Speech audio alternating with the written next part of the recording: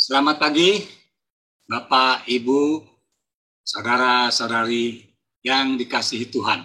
Salam sejahtera bagi kita semua. Kita bersyukur hari ini kembali kita boleh dipertemukan dalam ibadah meskipun lewat Zoom. Dan untuk anak-anak balita di bawah umur 5 tahun, pagi ini juga ada ibadah. Namun tidak seperti biasanya. Sekarang kakak-kakak kita di sekolah minggu adakan ibadah untuk balita lewat Zoom juga. Dan waktunya jam 10.30 waktu Indonesia bagian Barat. Bapak, Ibu, Saudara yang masih mempunyai anak balita, bawa anak-anak beribadah supaya kita tetap ingat. Ikut Yesus pasti untung, ruginya tidak ada. Uncuan bosi pun. Oke, baik saudara, kita akan mulai ibadah kita pagi hari ini. Kita naikkan pujian kita, Kasih Yesus Indah Bagiku. Dan nanti Bapak Alvin akan berdoa bagi ibadah kita pagi hari ini.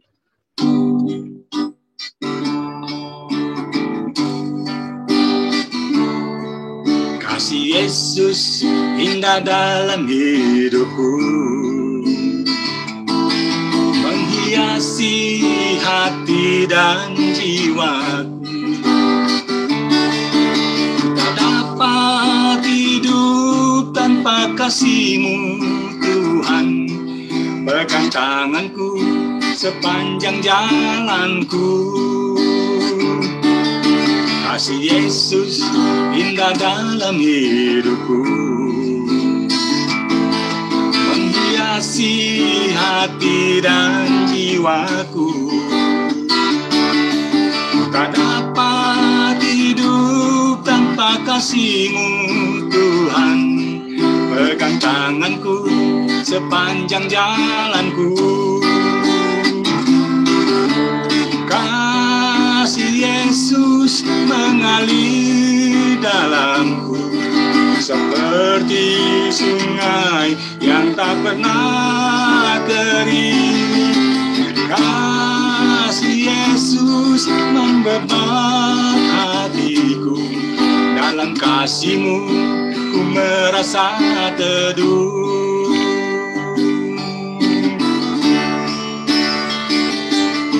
Kasih Yesus indah dalam hidupku,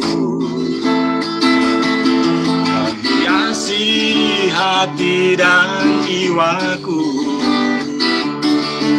Tak dapat hidup tanpa kasih-Mu, Tuhan. Pegang tanganku sepanjang jalanku. Kasih Yesus mengalir dalamku, seperti sungai yang tak pernah kering. Kasih Yesus membebat hatiku, dalam kasih-Mu ku merasa teduh. Kasih Yesus mengalir dalamku, seperti sungai yang tak pernah kering. Kasih Yesus membebat hatiku, dalam kasih-Mu ku merasa teduh. Dalam kasih-Mu ku merasa teduh. Dalam kasih-Mu ku merasa teduh.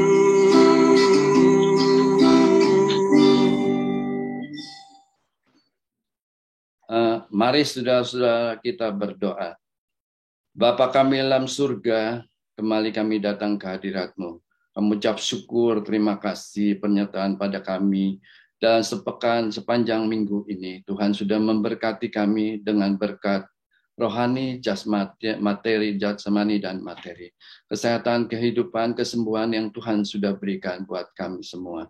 Bapa surga, kembali kami datang ke hadirat-Mu di pagi minggu yang indah ini. Kami boleh berkumpul bersama-sama saudara kami seiman untuk mengikuti kebaktian Zoom ini. Kiranya Tuhan yang menolong, berkati supaya internetnya boleh berjalan dengan baik dan lancar. Terima kasih Tuhan Yesus, terima kasih. Kami berdoa untuk Ibu Gembala kami, Ibu Melanie Awanatu, hamba-hamba Tuhan yang bertugas pada pagi hari ini. Hamba Tuhan yang akan membawakan firman-Mu. Kiranya Tuhan memberkati Pastor Ruben untuk menyampaikan isi hati-Mu. Agar lewat firman-Mu kami boleh diberkati semua. Terima kasih Tuhan Yesus, terima kasih. Saat ini kamu ingin memuji-muji-Mu. Biar kami di rumah masing-masing kami ingin memuji-muji-Mu dengan sungguh. Supaya nama Tuhan disenangkan. Terima kasih Tuhan Yesus, kami mau mulai ibadah ini dalam nama Tuhan Yesus Kristus, memberkati, memimpin dari awal, tengah, pada akhirnya hanya Roh Kudus yang beracara. Terima kasih Bapa, di dalam nama Tuhan Yesus kami sudah berdoa dan mengucap syukur. Haleluya. Amin. Haleluya. Terima kasih Pak Alvin. Saudara, tema khotbah kita bulan ini adalah berjaga dan berdoalah. Kelihatannya sepele, saudara, tetapi itu mengandung makna yang dalam. Bahwa kita, meskipun Tuhan senantiasa menjaga kita, kita perlu memerlukan Tuhan, karena Dialah yang sanggup menjaga dan memelihara kehidupan kita. Seperti pujian yang diciptakan oleh Bapak Gembala berikut ini. Ku perlu Tuhan.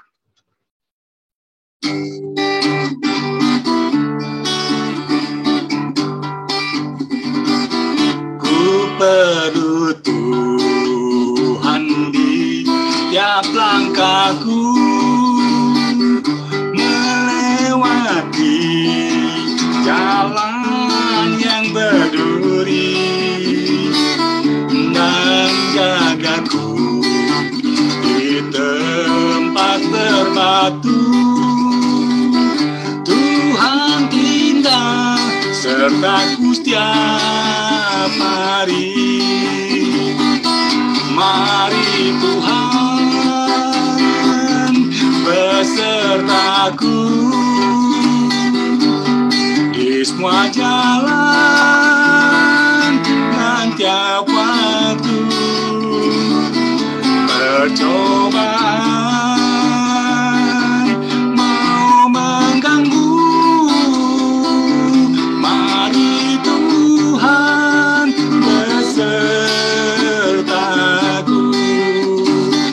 Oh Tuhanku, pimpinlah hidupku seperti firman dan perjanjian.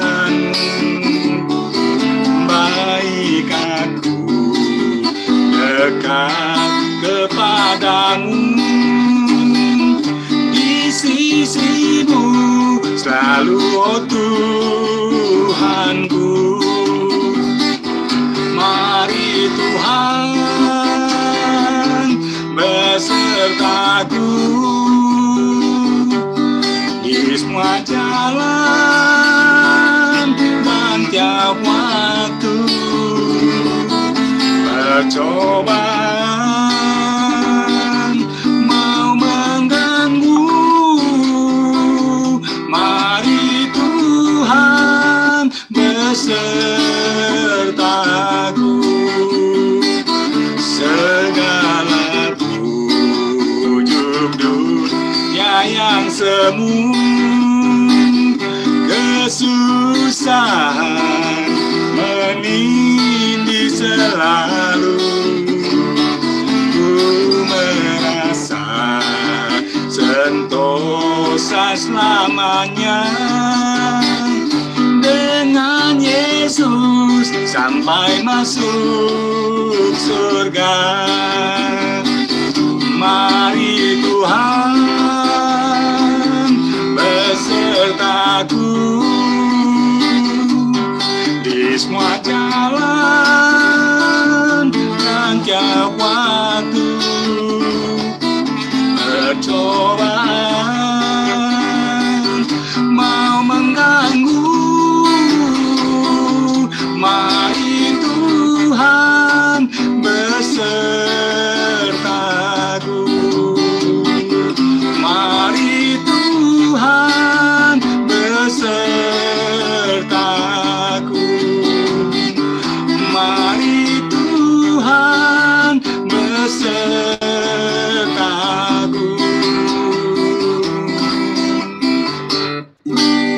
Haleluya. Kiranya Tuhan senantiasa beserta kita sehingga kita boleh kuat di dalam menghadapi kehidupan ini. Sebelum kita masuk ke dalam pemberitaan firman, kita akan dengarkan dulu satu kesaksian dari saudari kita, Saudari Santi. Silakan, Saudari Santi. Selamat pagi, Bapak, Ibu, Saudara sekalian di dalam nama Tuhan Yesus. Saya mau bersaksi tentang kejadian hari Kamis. Kamis kemarin, Papa saya terkena serangan jantung. Itu ketika saya tahu itu dari anak saya. Posisi saya ada di apartemen ya. Saya udah balik ke apartemen untuk pulang ngurusin suami. Nah, sekitar jam 6, anak saya yang kedua telepon saya. Posisi di rumah itu cuma ada anak saya yang 2 cewek, Koko, Mama, sama Papa. Yang cowok lagi pergi ngerjain tugas. Nah, anak kedua saya telepon, Mama cepet balik ke rumah. Engkong kena serangan jantung. Terus saya bilang, Engkong sakit jantungnya. Terus saya bilang, ya sabar. Saya posisi kan apartemen ke rumah tuh lumayan makan waktu setengah jam lah kalau dari apartemen. Nah, saya bilang sabar, Dek. Nggak bisa, Mama. Ini Engkong udah kesakitan. Terus bagaimana, Dek? Mama gimana? Bentar. Mama tukeran baju, terus Mama langsung ke mobil, langsung jalan. Nah, pas posisi saya mau jalan ke Puri, otak saya ke rumah, maksudnya saya udah nggak dari apartemen ke rumah itu, otak saya udah gimana harus pertolongan pertama sama Papa saya nggak ngerti karena posisi di rumah cuma ada anak 2 cewek ini kan. Nah, terus karena nggak fokus, hampir tabrakan sama mobil depan, tapi saya sempat ngerem juga. Terus saya bilang, ya Tuhan, untung Tuhan tolong saya tidak terjadi apa-apa. Dan terus saya sempat sesudah selesai yang hampir tabrakan itu, saya langsung telepon anak saya dengan baik. Kalau enggak, kamu coba bawa mobil sendiri untuk pergi ke klinik terdekat. Tapi kamu hati-hati ya, karena kamu kan baru bisa belajar. Kamu bisa nggak? Bisa. Saya bingung mau telepon siapa, saudara saya yang satu, ya gimana? Ini kan lagi COVID, kagak ada yang berani keluar. Saya telepon II sayang, deket Om Budi, Ilham, kagak diangkat, susah banget. Terus saya WA sama Bu Sandy, Sen, lama banget dijawab. Aduh, ya Tuhan gimana dong? Terus tetap saya telepon anak saya yang kedua, kamu coba bawa pelan-pelan. Terus dia bilang, iya mah, pelan-pelan ke klinik yang terdekat aja deh, yang di depan dekat komplek. Iya mah. Akhirnya pertengahan jalan, Bu Sandy telepon saya, ada apa San? Tolongin gue dong, bokap kena serangan jantung. Terus gimana? Nggak tahu, sama anak saya yang kedua si Vina udah lagi dibawa ke klinik. Waduh, gimana ya? Dia belum punya SIM, terus baru bisa belajar. Terus pasti bisa, San. Si Sandy bilang sama saya begitu. Terus perlu nggak gue nyusul? Nggak usah, bentar lagi gue udah nyampe klinik deh. Gue cepet-cepet, aku bilang gitu. Terus udah gitu, saya sampai, dia udah diperiksa sama dokter. Dokter bilang, ini Bapak harus cepat-cepat dibawa ke rumah sakit. Terus gimana ya dok? Saya kan jalanan macet. Apa perlu ambulan? Nggak usah kok Bu. Ini baru, maksudnya apa sih, nggak terlalu benar-benar dahsyat gitu. Enggak, ini baru gitu. Tapi yang penting karena Papa umurnya udah 74, rentan, jadi harus buru-buru dibawa. Nah, udah gitu, saya, udah Papa ikut saya, kita ke rumah sakit. Saya pikiran udah ke Siloam. Nah, posisi si anak saya bawa mobil berdua mama.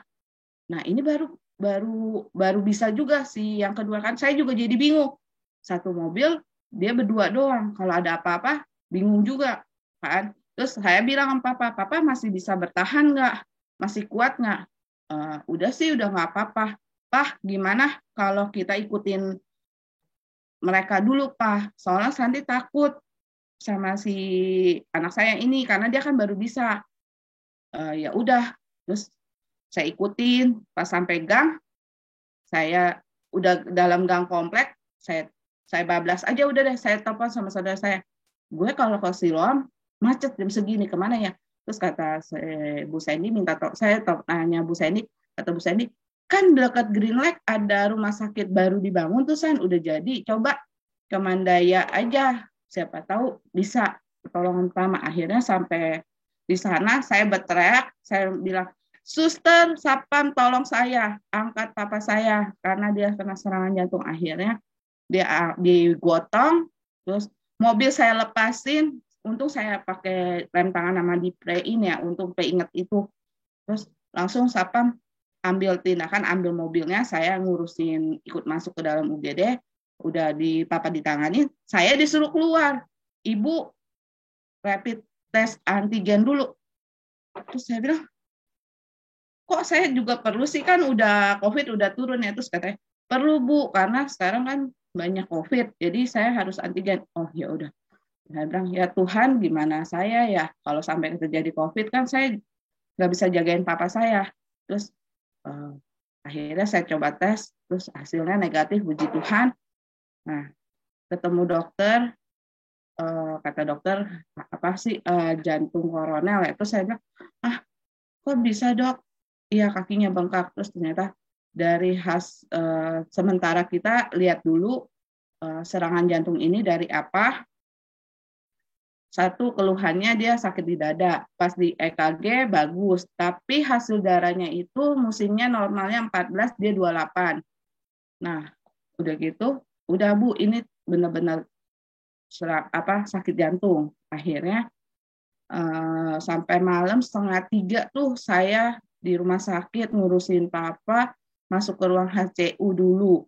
Nah, paginya saya diteleponin lagi, Bu, jantungnya Bapak dari 14 ke 28, 28 jadi 700, Bu. Harus diambil tindakan. Nah, diambil tindakan apa? Harus di ring, kita lihat di kateter dulu, berapa banyak yang harus di ring. Terus saya nanya sama suster, sama dokter, harganya berapa? Coba Ibu ke bagian admin. Saya nunggu dari pagi, sore baru dikasih jawaban sama bagian admin, sekitar hampir 1 buah mobil, harganya 1 buah mobil dah. Terus saya bilang, aduh duit dari mana saya? Saya telepon Mama, Ma ada nggak uangnya? Kata Mama, ada, tapi Mama nggak bisa ngambil, San. Jadi gimana? Ya Mama coba tanya saudara, saya bilang gitu kan. Terus akhirnya ribut, dibilang pakai BPJS pindah ke Siloam. Aduh, pindah ke Siloam, ngurusnya kan ribet. Kalau rumah sakit kan kalau disuruh rujukan agak ribet ya. Terus saya bilang, ya gimana ya? Terus saya diam dulu di rumah sakit sampai sekitar jam 8, ngomong-ngomong soal biaya. Terus saya pulang 8:30 udah sampai apartemen tuh. Saya pikir, ya puji Tuhan saya bisa istirahat. Jam 9 saya ditelepon sama Engku ya, disuruh pindahin ke Siloam. Saya suruh minta surat rujukan, suruh paksa. Akhirnya rumah sakit bilang nggak bisa Bu, karena ini niat ibu sendiri yang keluar dari rumah sakit, bukan kita yang mau ngerujuk, bukan kita yang nggak ada tempat untuk ngobatin jantung Bapak. Karena ibu yang mau pindah sendiri, kami cuman hanya bisa kasih berkas-berkasnya, selanjutnya ibu yang urus ke rumah sakitnya yang ibu mau. Aduh Tuhan, gimana dong? Ini ribet amat ya. Terus habis itu, udah gitu, semua saudara bilang, coba tawar. Aduh, tawar gimana? Saya juga bingung kan. Akhirnya saya minta belas kasihan sama bagian keuangan. Katanya oke, sampai Bapak selesai harganya sekian. Udah gitu, sudah gitu,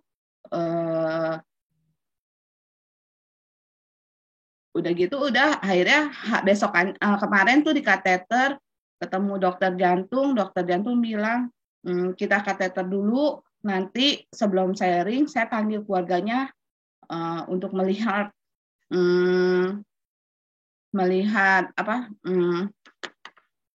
melihat hasil jantungnya itu. Terus pas udah di kateter, dilihat, saya dipanggil, Bapak tidak ada untuk pemasangan ring, tidak usah pasang ring karena jantungnya hanya kesumbat 30% doang. Jadi dia dikasih minum obat dan sama disuntik dari perut ya, untuk kayak pengencer darah gitu. Saya bilang, Tuhan sangat baik karena saya tidak perlu keluar uang sebesar harga satu mobil itu. Saya mengucap syukur banget sama Tuhan untuk papa saya. Saudara, tiba saatnya kita mau terima yang terpenting bagi kita, yaitu firman Tuhan. Firman Tuhan yang memberikan kekuatan, memberikan penghiburan, memberikan pengajaran, bahkan peneguran kepada kita. Dan nanti Bapak Pendeta Ruben akan memberikan firman Tuhan bagi kita semua. Kita naikkan pujian kita, Ku Punya Pencipta.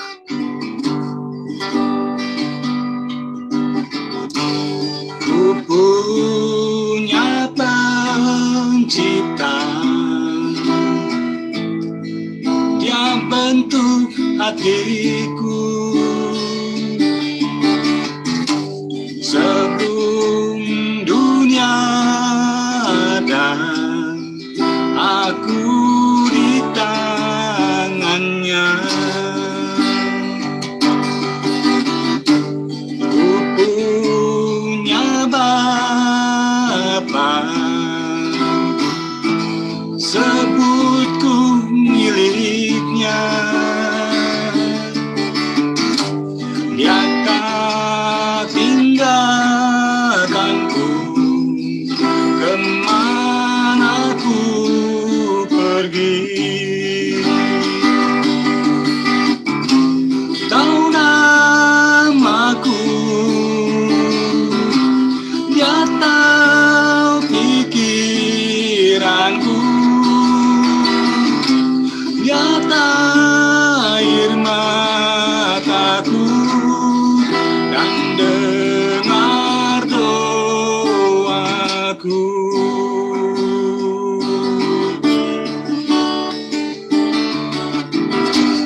Ku punya Bapa,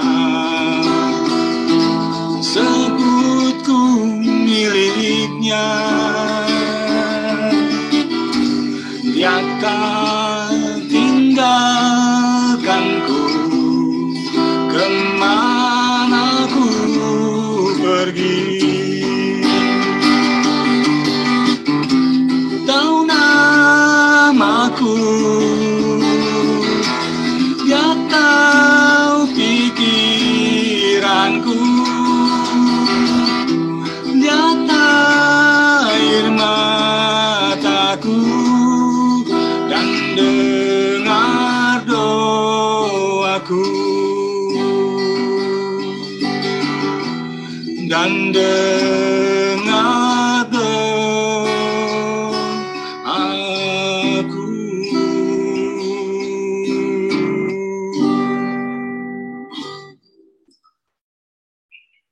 Terima kasih Tuhan. Kami mengucap syukur Tuhan untuk kasih setia dan anugerah yang sudah Tuhan berikan bagi kami.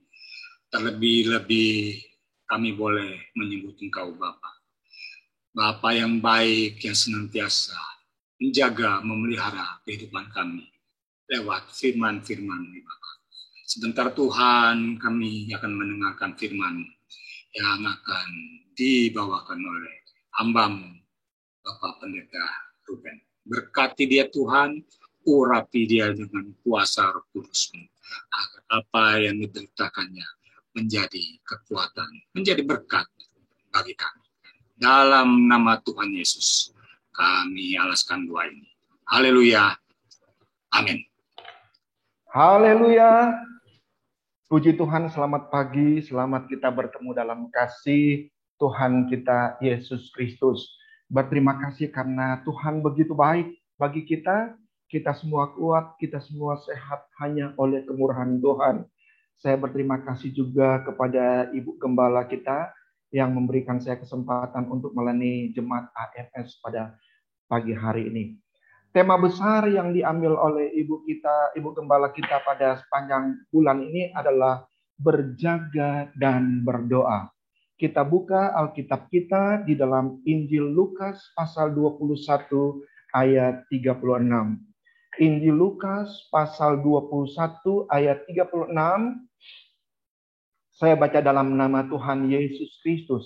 Berjaga-jagalah senantiasa sambil berdoa supaya kamu beroleh kekuatan untuk luput dari semua yang akan terjadi itu, dan supaya kamu tahan berdiri di hadapan Anak Allah. Kita buka lagi di dalam Injil Matius 26.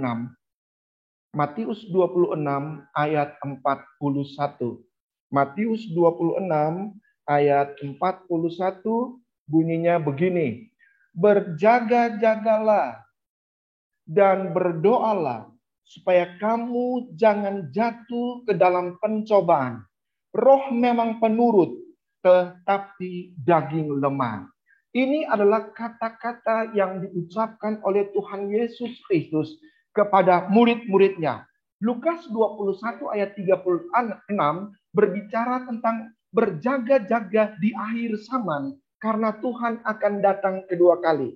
Sedangkan yang dalam Matius 26 ayat 41 adalah ucapan Yesus Kristus kepada murid-muridnya. Pada waktu Yesus dan murid-muridnya sedang berdoa di Taman Getsemani. Ayat-ayat ini memperingatkan kita sebagai murid Yesus Kristus. Bahwa hari-hari ini, saat ini akan terjadi sesuatu yang luar biasa. Akan terjadi bahaya besar. Oleh sebab itu, Yesus Kristus mengingatkan kita, menasihatkan kita. Untuk apa? Berjaga-jaga. Ya, saya bilang tadi, Tuhan Yesus berkata berjaga-jaga. Kenapa? Ada sesuatu hal yang besar, ada sesuatu hal yang bahaya yang akan terjadi. Oleh sebab itu, Yesus bilang berjaga-jaga. Bapak Ibu jemaat yang dikasihi oleh Tuhan Yesus Kristus, semua orang di dunia ini selalu berjaga-jaga. Ya, siapapun juga orang itu akan melakukan penjagaan, melindungi dirinya, melindungi kejahatan, menghindari dari sesuatu yang bisa membuat binasa. Coba kita lihat di rumah-rumah orang kaya, di kantor-kantor, dipakai satpam, dipakai alarm, dipakai CCTV, dipakai pagar tembok yang tinggi. Supaya apa? Supaya aman. Orang itu berjaga-jaga supaya nanti dia ada di dalam rumah, dia nyaman. Tidak ada yang mengganggu dia. Bagi Bapak Ibu yang suka berkendaraan, harus mematuhi rambu-rambu lalu lintas yang sudah ditetapkan. Harus pakai helm. Jangan teleponan sambil nyetir. Itu untuk apa? Supaya kita terhindar dari bahaya. Supaya kita terhindar dari hal-hal yang tidak kita inginkan. Kita harus berjaga-jaga. Dan Yesus Kristus memberikan nasihat yang sangat luar biasa bagi kita. Sebagai anak-anak Tuhan. Untuk apa katanya? Untuk berjaga-jaga. Sekarang muncul pertanyaan. Kenapa harus berjaga-jaga? Kenapa Tuhan Yesus menasihatkan kita supaya berjaga-jaga? 1 Petrus 5 ayatnya yang ke-8. 1 Petrus 5 ayatnya yang ke-8. Firman Tuhan berbunyi begini. Sadarlah dan berjaga-jagalah. Lawanmu si iblis berjalan keliling sama seperti singa yang mengaum-aum dan mencari orang yang dapat ditelannya, yang dapat dimangsanya, yang dapat dimakannya. Ini katanya, kenapa kita harus berjaga? Ada iblis. Yang kita harus ingat, kita harus jaga bahwa anak Tuhan, orang percaya, murid murid Yesus Kristus adalah target daripada iblis. Yesus Kristus berkata, berjaga-jagalah. Kenapa? Sekali lagi, anak-anak Tuhan, jemaat AMS adalah target iblis untuk dijatuhkan, untuk dihancurkan. Oleh sebab itu, iblis katanya berjalan ke sana ke sini. Dia ada di Cianjur, dia ada di Tangerang, dia ada di Jakarta, dia ada di mana-mana. Dan dia sedang mencari anak-anak Tuhan untuk dihancurkan hidupnya, untuk dihancurkan supaya binasa, supaya surga. Saudara, iblis tidak tinggal diam. Iblis akan berusaha menggoda orang percaya supaya jatuh dan hidupnya hancur. Oleh sebab itu, Yesus Kristus menasihatkan kita untuk apa? Untuk berjaga-jaga. Supaya apa? Waspada akan adanya serangan balik dari iblis. Ingat sekali lagi, akan ada serangan balik dari iblis. Iblis tahu Yesus Kristus sudah mau datang yang kedua kali. Dan kedatangan Yesus yang kedua kali sudah ada di depan mata kita. Tanda-tandanya sudah nyata. Oleh sebab itu, iblis akan bekerja. Dia tahu kalau Tuhan Yesus datang kedua kali, salah satu yang akan dikerjakan oleh Yesus adalah menghancurkan iblis. Akan membelenggu iblis dan akan melemparkan iblis ke jurang maut. Karena iblis tahu Yesus akan datang dan akan membinasakan dia. Iblis akan bekerja lebih giat lagi. Sekali lagi, iblis akan bekerja lebih giat lagi untuk apa? Menghancurkan orang-orang pilihan Tuhan. Ingat bahwa iblis sudah dikalahkan oleh Yesus Kristus di puncak Golgota 2000 tahun yang lalu. Yesus sudah kalahkan iblis. Yesus sudah menang atas iblis. Tetapi ingat, iblis belum dihukum. Iblis masih bekerja. Iblis masih beredar ke sana ke sini. Dia akan bekerja untuk menghancurkan orang-orang percaya. Saya dengar satu kesaksian tentang seorang misionari yang melayani di daerah pedalaman. Di daerah yang masih hutan begitu. Setiap hari misionari, penginjil ini ke sana ke sini untuk memberitakan Injil. Dia tinggal di tengah hutan dengan cuman rumah gubuk kecil. Dia tinggal di situ. Pada suatu hari waktu dia pulang dari penginjilan, dia melihat kok rumahnya yang cuman gubuk itu seperti mau terbongkar. Waktu dia datang dan dia perhatikan, ternyata di situ ada seekor ular yang melilit di tiang rumahnya. Dan ular itu sedang bergerak berjalan-jalan. Sang misionari, sang penginjil ini mengambil senapannya dan menembak kepala ular itu. Waktu ditembak kepala ular itu, ular ini tidak langsung mati. Tetapi waktu ular ini kesakitan ditembak kepalanya, ular ini ngamuk. Ngamuknya dengan apa? Dengan ekornya. Ekornya dia pukulkan ke sana sini begitu hebat. Sehingga rumah itu roboh. Dengan apa? Pukulan ekor daripada ular itu. Kenapa? Sebentar lagi dia akan mati. Sebentar lagi ular ini akan mati. Kepalanya sudah hancur. Oleh sebab itu dia pukul sana, pukul sini. Menghancurkan apa itu? Rumah tempat tinggal dari penginjil ini. Kemudian rumah itu ambruk. Ular itu mati. Inilah iblis. Di air sama, dia tahu dia akan dihukum. Dia tahu dia akan dimasukkan dalam jurang maut. Oleh sebab itu sekali lagi, dia akan bekerja begitu luar biasa. Untuk apa? Menghancurkan anak-anak Tuhan. Untuk apa? Membuat anak-anak Tuhan binasa. Tuhan Yesus berkata, berjaga-jagalah. Kenapa? Ada banyak anak Tuhan yang kena pukulan ekornya. Ada banyak anak Tuhan yang gagal. Ada banyak anak Tuhan yang hancur, binasa. Kenapa? Mereka dikalahkan oleh iblis itu. Kita akan melihat satu contoh dalam Alkitab. Di dalam kitab Wahyu, kita akan melihat seorang tokoh yang sangat luar biasa. Kita buka dulu Wahyu pasal 1.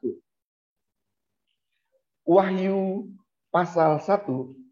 Ayatnya, Ayub pasal 1.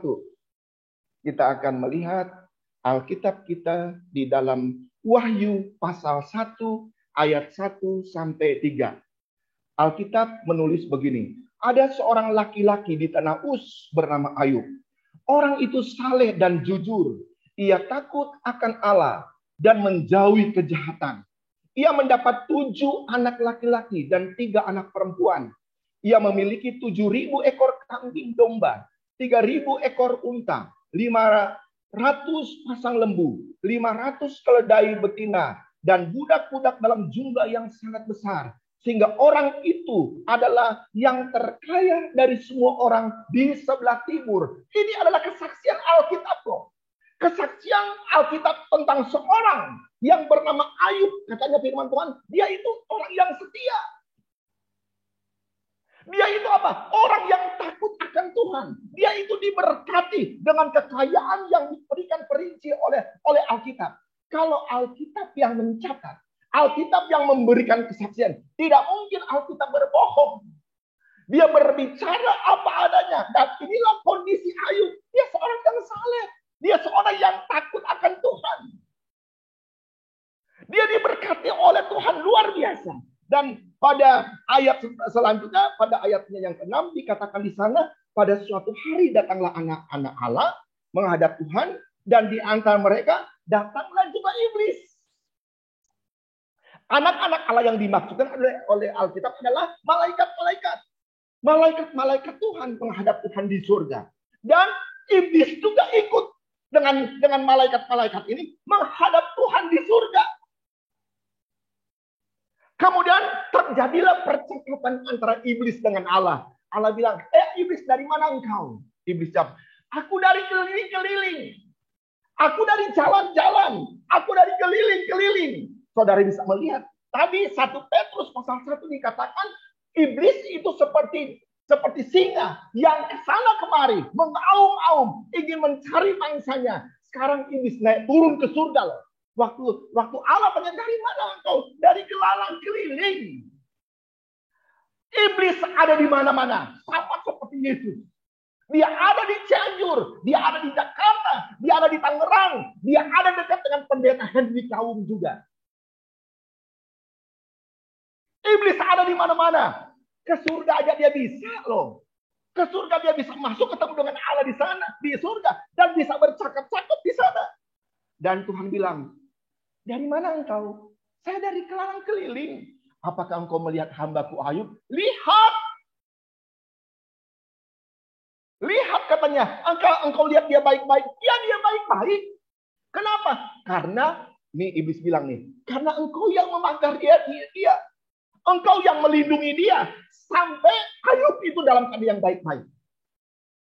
Luar biasa loh. Dia bilang, gara-gara Tuhan yang menjaga Ayub, yang melindungi Ayub, sampai Ayub itu baik-baik. Coba kalau Tuhan cabut itu pagar. Coba kalau Tuhan tidak melindungi Ayub. Apakah dia tetap setia? Apakah dia tetap hormat? Apakah dia tetap takut sama Tuhan? Dan Tuhan bilang, coba kamu si iblis. Tuhan, si Ayub. Tuhan izinkan iblis mencobai Ayub. Apa yang menjadi target iblis dalam kehidupan Ayub? Pasti ada targetnya. Apa yang menjadi target iblis untuk dihancurkan dalam kehidupan seorang Ayub? Yang setia, yang hormat dan takut kepada Tuhan. 1 ayat 14. Ayub pasal 1 ayat 14. Datanglah dari ayat 13 ya, pada suatu hari ketika anak-anaknya yang lelaki dan yang perempuan makan dan minum anggur di rumah saudara-saudara yang sulung, datanglah seorang pesuruh kepada Ayub dan berkata, sedang lembu sapi membajak dan keledai-keledai betina makan rumput di sebelahnya. Datanglah orang-orang Seba menyerang dan merampasnya serta memukul penjaganya dengan mata pedang. Hanya aku sendiri yang luput sehingga dapat memberitahukan hal itu kepada Tuhan. Sementara orang itu berbicara, datanglah orang lain dan berkata,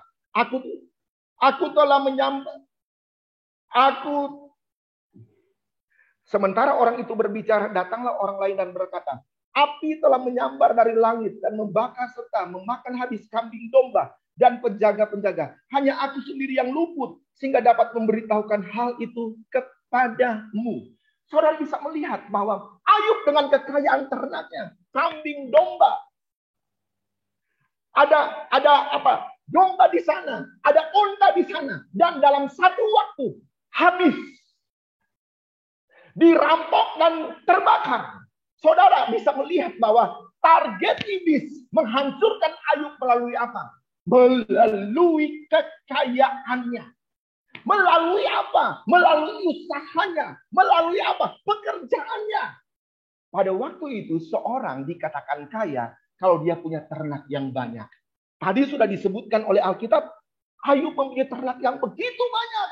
Dan sekarang dalam waktu yang sekejap saja, ternak peliharaannya itu hancur.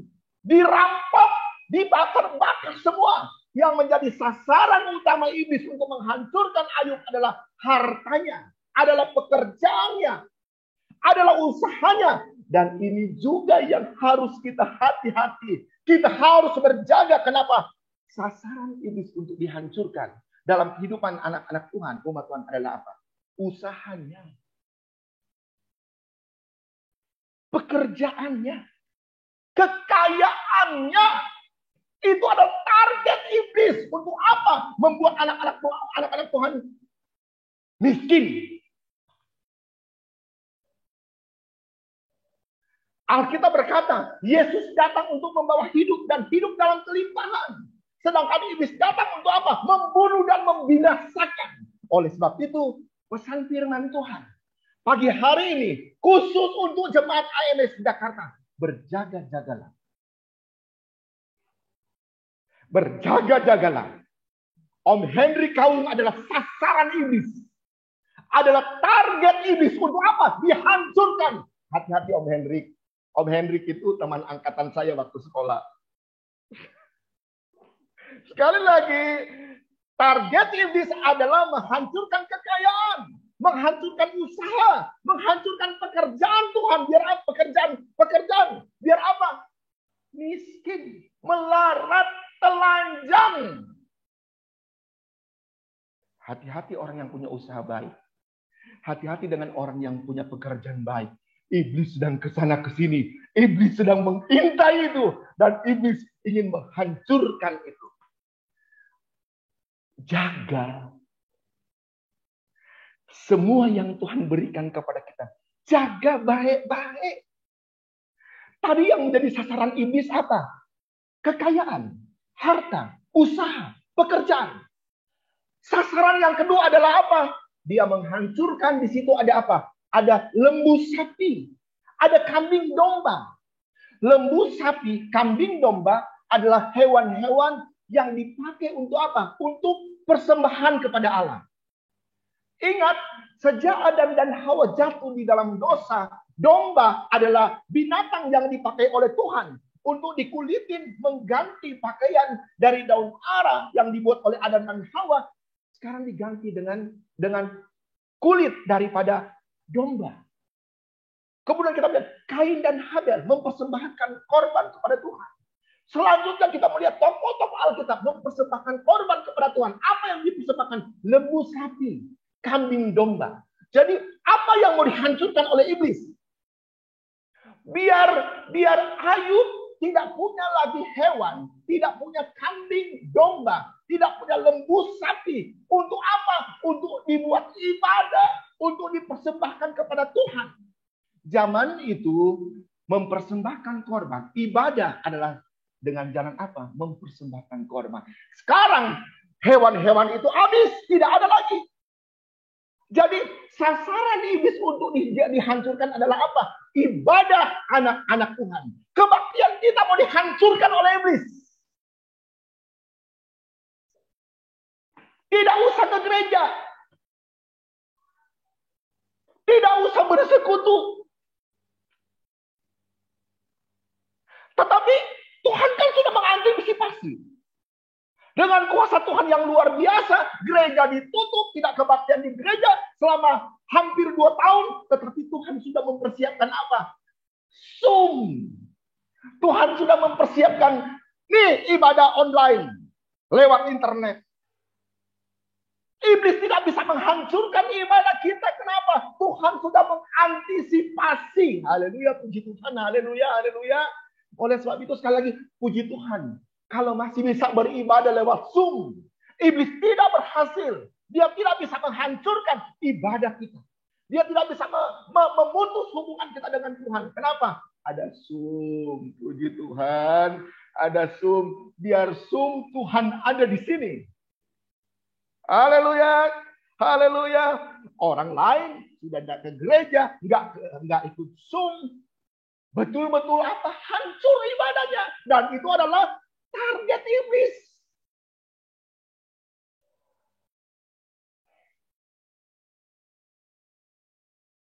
Tetapi kita bisa melihat bagaimana sikap hati Ayub pada waktu dia mengalami dalam waktu yang bersamaan.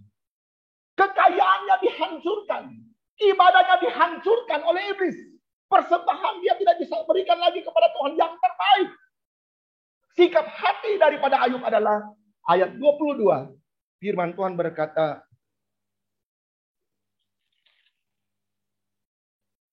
dalam kesemuanya itu, Ayub tidak berdosa. Ayub tidak berbuat dosa. Dan tidak menuduh Allah berbuat yang kurang patut. Saudara bisa bayangkan ya. Kekayaan hancur. Pekerjaan hancur. Ibadah hancur. Tetapi Ayub tidak berbuat dosa dengan itu. Ada orang berhubung tidak ada ibadah. Tidak bisa ketemu dengan Tuhan. Malah cari dukun. Malah cari orang pintar. Kan pendeta nggak ada. Nggak ada gembala yang berdoa tumpang tangan. Kesempatan deh. Cari dukun. Ayub. Dalam kesemuanya itu. Dia tidak berbuat dosa kepada Allahnya. Dia tidak mengeluh. Kemudian di dalam pasal 2. Ayub pasal 2 ayat 1. Kembali cerita yang sama diulang. Pada suatu hari. Datanglah anak Allah menghadap Tuhan. Dan di antara mereka juga iblis untuk menghadap Tuhan. Ternyata iblis memang kerjanya kesana kesini loh. Kesana kesini untuk apa? Mencari orang percaya untuk dihancurkan. Saudara, kalau iblis bekerja lebih giat lagi, lebih hebat lagi, mari kita anak-anak Tuhan, jemaat AMS Jakarta, lebih giat lagi berbakti kepada Tuhan. Lebih giat lagi apa? Menginjil cari jiwa. Ada banyak orang yang masuk neraka karena berhasil ditipu daya oleh iblis. Mari kita, jemaat AMS Jakarta, lebih giat lagi mencari jiwa. Lebih giat lagi bersaksi. Haleluya, haleluya. Masih ini iblis. Sampai Tuhan tanya lagi, dari mana iblis? Dari jalan-jalan. Dari kelalang keliling. Engkau melihat Ayub? Ya, saya melihat. Dan iblis bilang, karena engkau yang menjaga dia, melindungi dia. Karena dia sehat, makanya dia setia. Sekarang jadi pertanyaan bagi kita. Apakah kalau usaha kita sedikit turun? Apakah kalau pekerjaan kita sedikit kurang bagus, kita akan menyalahkan Tuhan? Atau kita sama seperti Ayub? Tidak berbuat dosa. Tetap mengucap syukur. Apakah kalau keuntungan kita berkurang karena pandemi ini, kita akan marah-marah? Kita akan protes sama Tuhan? Atau kita tetap bersyukur buat kebaikan Tuhan? Jemaat AMS yang dikasih oleh Tuhan, puji Tuhan, masih diberkati oleh Tuhan. Masih sehat, masih kuat. Ada banyak orang di luar sana yang lebih susah dari kita. Sampai ada yang bunuh diri kan? Karena usahanya bangkrut. Puji Tuhan. Masih lebih baik dari orang-orang di luar sana. Yang akhirnya meninggalkan Yesus Kristus. Sekarang iblis bilang, karena engkau yang menjaga kekuatan. Engkau yang menjaga kesehatan Ayub. Sehingga dia baik-baik saja. Oleh sebab itu Tuhan bilang begini. Oh, kalau begitu silakan. Kerjakan apa saja untuk Ayub. Tetapi ingat. Nyawanya adalah milik engkau. Milik aku. Silakan kamu mau berbuat apa saja. Tetapi satu. Nyawanya ada dalam tanganku. Silakan boleh. Tuhan tahu kualitas iman Ayub. Tuhan tahu posisi hati Ayub. Mau di apapun juga, dibolak-balik, mau di apapun juga, Ayub tetap Ayub. Seperti kesaksian Alkitab pertama. Dia setia, dia saleh, dia takut akan Tuhan. Tuhan tahu itu. Makanya Tuhan izinkan iblis untuk datang kepada Ayub. Untuk apa? Mengganggu kesehatannya. Dan firman Allah berkata, pasal 2 ayat 7 dan 9. Pasal 2 ayat 7 dan 9. Kemudian iblis pergi dari hadapan Tuhan. Lalu ditimpanya Ayub dengan bara yang kusut dari telapak kakinya. Sampai ke batu kepalanya. Lalu Ayub mengambil sekeping beling untuk menggaruk-garuk badannya. Sambil duduk di tengah-tengah abu. Saudara, Ayub ditimpa dengan penyakit kanker kulit yang begitu apa itu? Sakit. Kanker kulit ini borok-borok, bau. Dan itu ada dari ujung kaki sampai ujung kepala Ayub. Ayub mengalami sakit yang luar biasa. Yang diizinkan oleh Allah dikerjakan oleh iblis. Jadi apalagi yang menjadi target iblis untuk dihancurkan dalam kehidupan orang anak Tuhan? Kesehatannya. Yang menjadi target iblis adalah kesehatan anak-anak Tuhan. Dikasih asam urat lah, dikasih darah tinggi lah, dikasih apa lagi? Kencing manis lah, dikasih corona lah. Itu cara iblis untuk menghancurkan anak-anak Tuhan.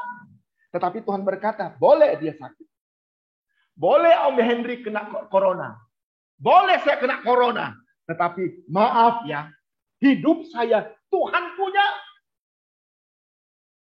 Ada berapa banyak jemaat IMS yang kena corona.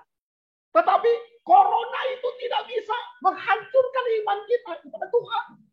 Amin, amin, amin, haleluya. Corona itu tidak bisa membuat kita sampai tidak berbakti. Ada berapa banyak jemaat IMS yang sampai dibawa di ICU gara-gara corona. Ada yang dipanggil Tuhan. Tetapi tetap masuk surga kan? Walaupun mati kan tetap masuk surga. Penyakit apapun juga yang diberikan oleh iblis kepada kita dan seizin Allah tidak bisa menghancurkan iman percaya kita kepada Yesus Kristus. Ayub ditimpa dengan penyakit yang luar biasa. Sampai ayat 9 berkata, istrinya pun marah-marah. Istrinya bilang, kutukilah Tuhanmu. Untuk apa kamu tetap menyembah Tuhanmu? Kutukilah Tuhanmu. Ayub dihancurkan kekayaannya. Dihancurkan pekerjaannya. Dihancurkan ibadahnya. Dihancurkan kehidupan pribadinya. Tubuh jasmaninya. Orang yang dekat dengan dia, istrinya sendiri, menghujat Allah dan menghujat dia. Tetapi Ayub tetap bertahan di dalam Tuhan. Amin. Ayub tetap berjaga. Dan saya percaya Ayub juga tetap berdoa. Tadi Matius 26 ayat 41, berjaga-jaga dan berdoalah supaya kamu jangan jatuh dalam pencobaan. Roh memang penurut, tapi daging lemah. Supaya kamu katanya jangan jatuh waktu kamu dicobai. Jemaat yang dikasih oleh Tuhan, kita bisa melihat Ayub jatuh dalam pencobaan, tetapi imannya tidak jatuh. Ayub diizinkan Tuhan masuk dalam pencobaan, tetapi imannya tetap kepada Tuhan. Berjaga-jaga dan berdoalah supaya kamu jangan jatuh dalam pencobaan, katanya. Apa itu? Ternyata berjaga-jaga itu nggak cukup. Berjaga-jaga doang nggak cukup. Harus ditambah lagi dengan apa? Dengan doa. Bapak Ibu yang dikasih oleh Tuhan, saya suka bilang bahwa doa itu gratis. SMS bayar. Doa tidak pernah bayar. Tapi kenapa lebih banyak orang pilih SMS, lebih pilih telepon daripada doa? Doa 1 kali 24 jam Tuhan mendengar, siap mendengar kita. Tetapi waktu kita telepon pakai HP, maaf, telepon yang Anda tuju. ada di luar jangkauan. Maaf, silakan isi pulsamu karena pulsamu tidak mencukupi. Kalau kita telepon Tuhan, kita doa kepada Tuhan, Tuhan siap mendengar 1 kali 24 jam. Kenapa orang lebih pilih pakai pulsa daripada yang gratis? Aneh, bin ajaib. Berjaga-jagalah dan berdoalah. Apa itu doa? Doa adalah komunikasi dua arah antara manusia dengan Tuhan. Ya, kita berbicara kepada Tuhan dan Tuhan mendengarkan kita. Doa adalah jembatan bagi kita untuk bersatu dengan Tuhan kita. Doa itu bicara dua arah antara kita manusia dengan Allah kita. Apa itu doa? Doa adalah mengakui kita lemah. Mengakui kita kurang. Mengakui kita terbatas. Oleh sebab itu kita datang bicara dengan apa? Allah yang besar. Allah yang luar biasa. Allah yang maha kuasa. Apa itu doa? Doa itu adalah permintaan rasa rindu kita. Meminta dengan kerinduan yang besar. Memohon. Ada orang yang minta, cuma sekedar minta. Saya minta duit. Cuma sekedar minta. Tetapi ini memohon, meminta. Seperti seorang pengemis yang meminta. Pengemis yang belum makan dan dia lihat ada Om Hendrik. Dia kasih tangannya. Minta. Memohon sambil nangis loh kepada Om Hendrik. Itu doa. Memohon supaya dia bisa dapat sedekah untuk dia beli makanan. Supaya dia bisa kenyang. Itu doa.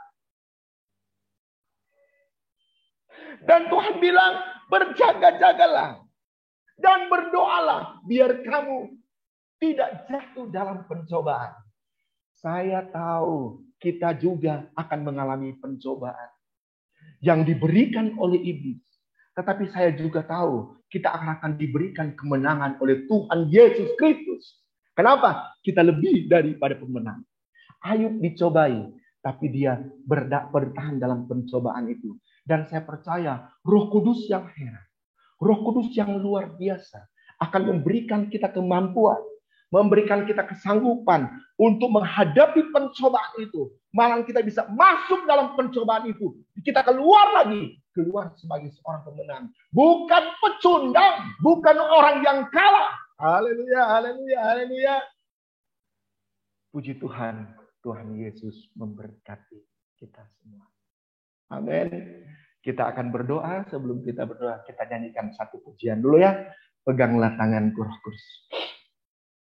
Peganglah tanganku Roh Kudus. Setiap hari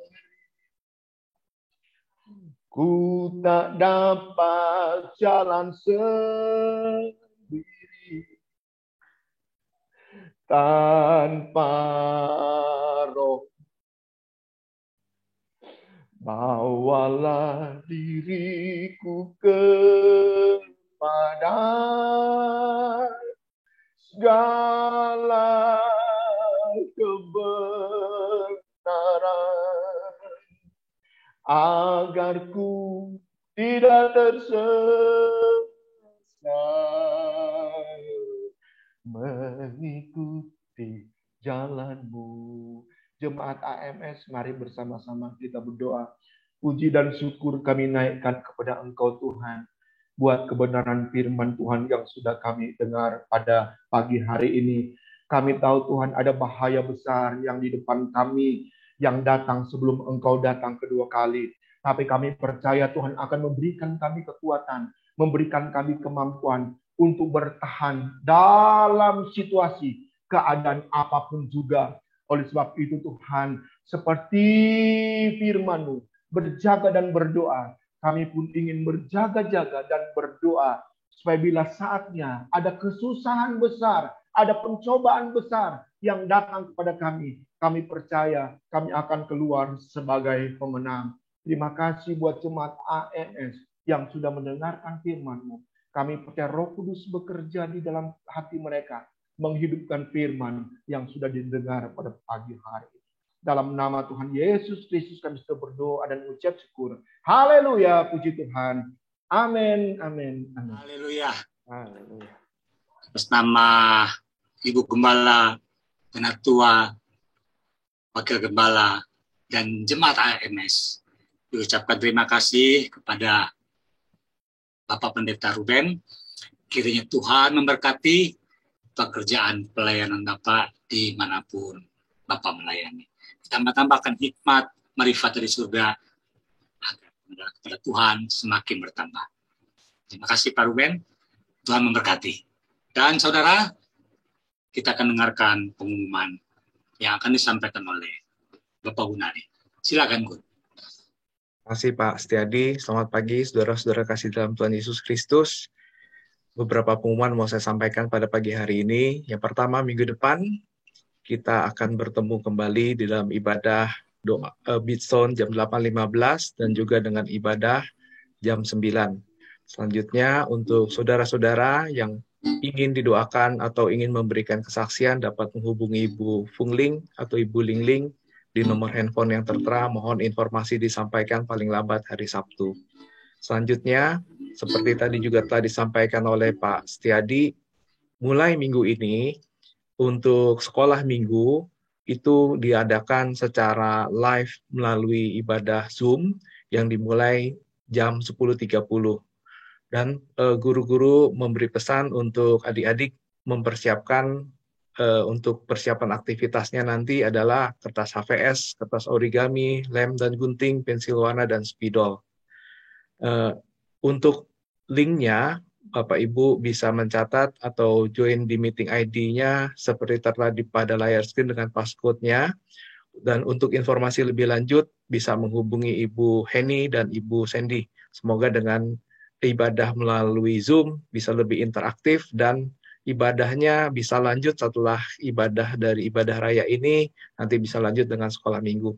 Dan selanjutnya untuk adik-adik kelas 5 sampai kelas 9, PDAMS juga mengundang untuk ikut ibadah melalui Zoom yang diadakan setiap hari Jumat, yaitu ibadah Zoom Usia Tunas PDAMS jam 7 malam. Itu nanti tanggal 22 Oktober juga ada ibadah melalui Zoom.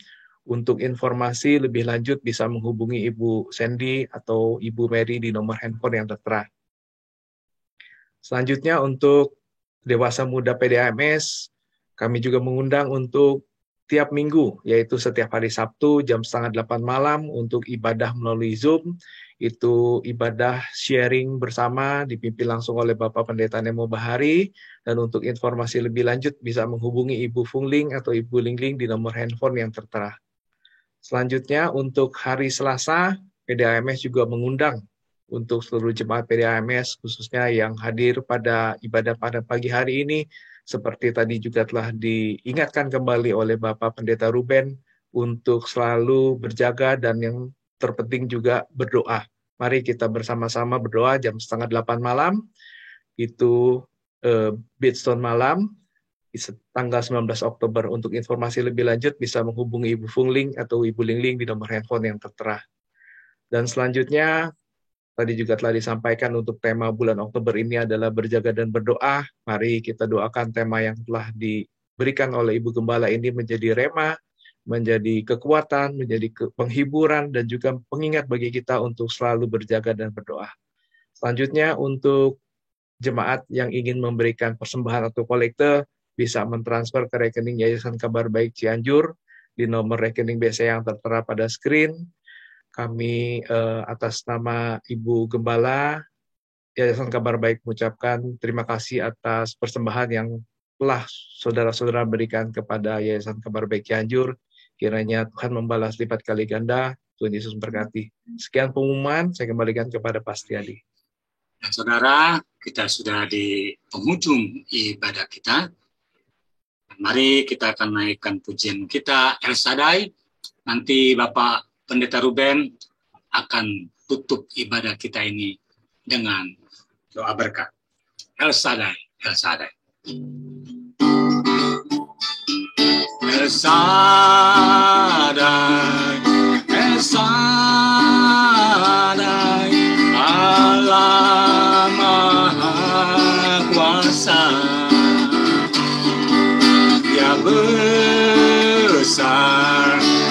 besar, El Shaddai mulia,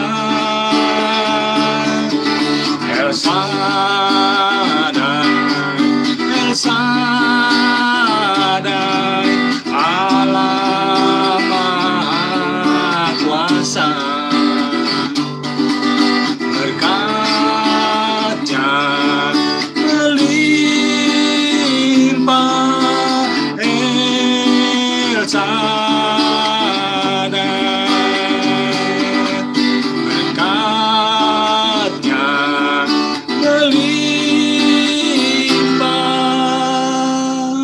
El Shaddai.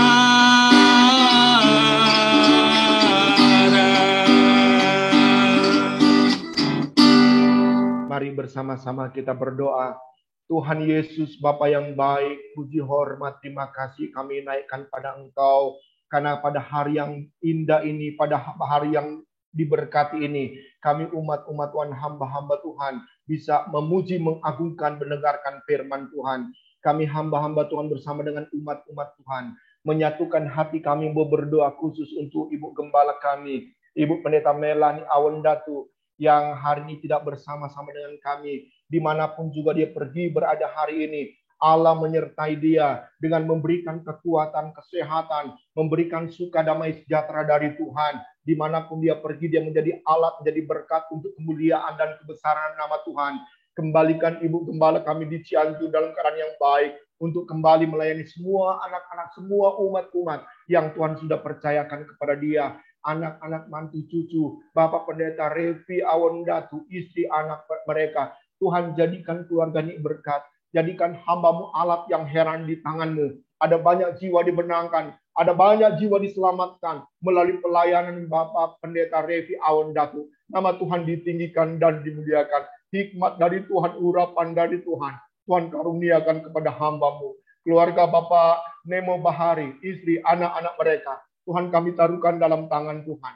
Tuhan pakai mereka jadi alat, jadi berkat untuk kemuliaan dan kebesaran nama Tuhan. Kami mau berdoa khusus bagi jemaat AMS Jakarta. Tuhan tolong mereka, jaga mereka, lindungi mereka. Ada bahaya besar di depan kami semua. Tetapi kami percaya kami akan berjaga-jaga lewat kebenaran firman Tuhan. Kami akan berdoa untuk meminta kekuatan dari Tuhan.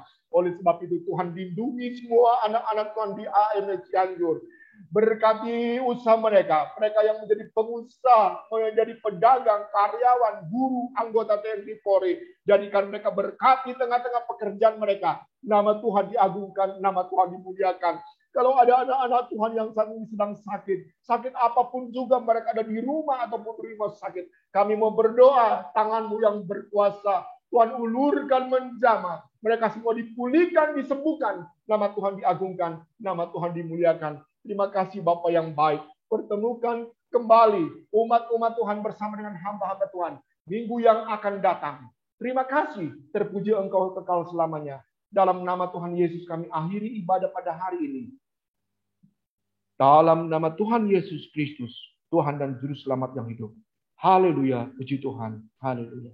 Semua bilang amin. Amin. Amin. Puji Tuhan. Terima kasih Pak Ruben.